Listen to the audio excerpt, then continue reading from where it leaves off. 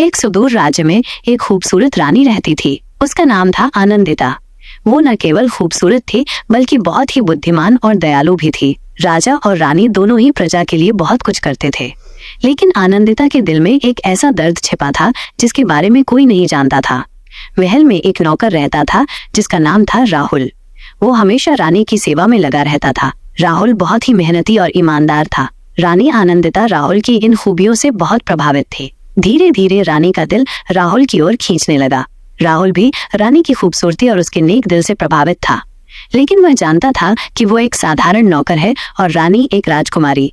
वो कभी भी अपनी भावनाओं को प्रकट नहीं कर सकता था।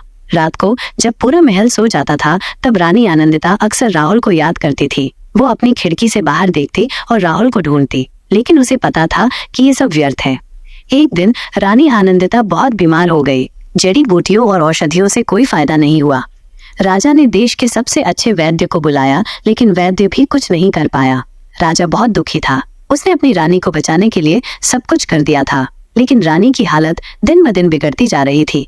अंत में रानी आनंदिता ने राहुल को अपने पास बुलाया। उसने राहुल से कहा, राहुल, मैं तुम्हें बहुत प्यार करती हूँ।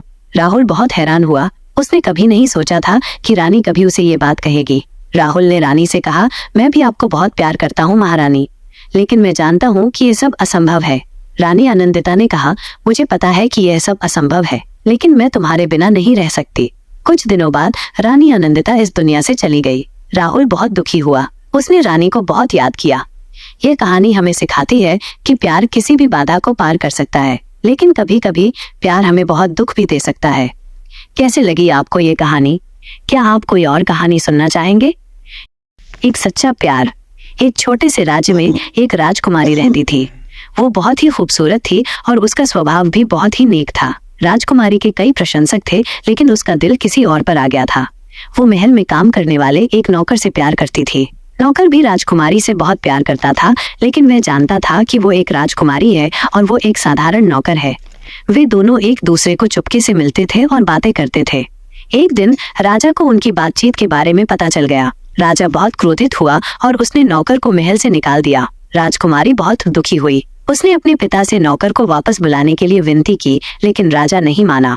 राजकुमारी ने महल छोड़ने का फैसला किया और नौकर को ढूंढने निकल पड़ी। उसने कई दिनों तक नौकर को ढूंढा, लेकिन उसे नहीं मिल पाया।